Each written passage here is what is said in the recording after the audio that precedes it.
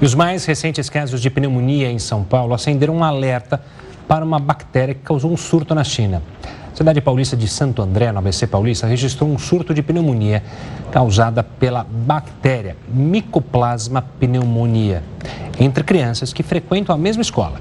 O micro-organismo é o responsável pelo alerta de saúde recente na China, em meio a um aumento significativo nos casos de internação pediátrica. A primeira internação foi relatada no dia 18 de novembro. E para tirar todas as nossas dúvidas sobre esse assunto, a gente recebe agora o pneumatologista Mauro Gomes, que é professor da disciplina de pneumologia da Faculdade de Ciências Médicas da Santa Casa de São Paulo. Boa noite, doutor. Seja muito bem-vindo ao Jornal da Record News. Boa noite, Renato e Gustavo. É um prazer participar com vocês. Doutor, começa, por favor, explicando para a gente que bactéria é essa que causa a pneumonia, principalmente em crianças. Olha, existem inúmeras bactérias que causam pneumonia, não só em crianças, como em adultos, assim como os vírus também. Essa bactéria que causou um surto na China e que está causando em alguns casos aqui no Brasil, não é nenhuma bactéria nova ou desconhecida. Ela tem o nome de Mycoplasma, é uma bactéria já bastante conhecida de todos nós. Ela costumeiramente causa infecções respiratórias nas crianças, elas pegam nas creches, pegam nas escolas. É uma bactéria que pode se transmitir de criança para criança e costuma dar doença com a gripe ou um resfriado. Em alguns casos, poucos casos, elas chegam até o interior dos pulmões e podem causar uma infecção nos pulmões, que nós chamamos de pneumonia.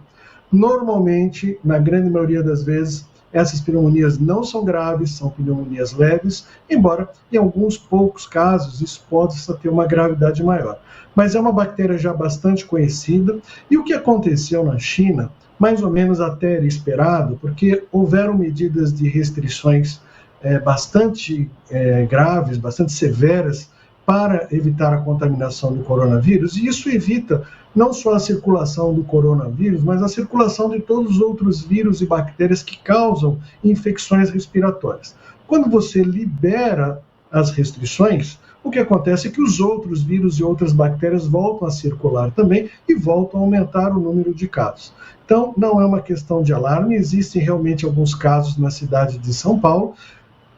E, estatisticamente, nós sabemos que essa bactéria já existe e já causa doença não só em crianças, como em adultos também. Doutor, e o tratamento? Falando do tratamento dessa doença, como ele é feito?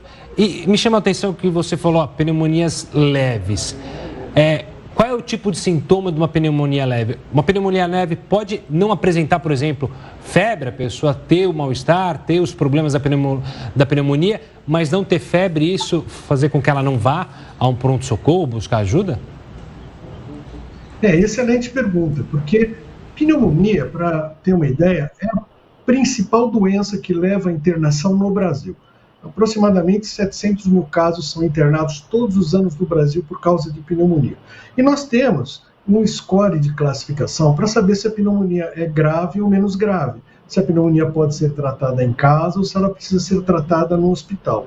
Então, tem alguns critérios que nós pontuamos. Então, se a pessoa tem graus assim já de confusão mental, se a pressão está muito baixa, se a frequência da respiração está muito rápida, se a pessoa respira de modo mais ofegante, Então, sinais de desidratação, esses são sinais que fazem com que a pneumonia seja mais grave e a pessoa precisa internar.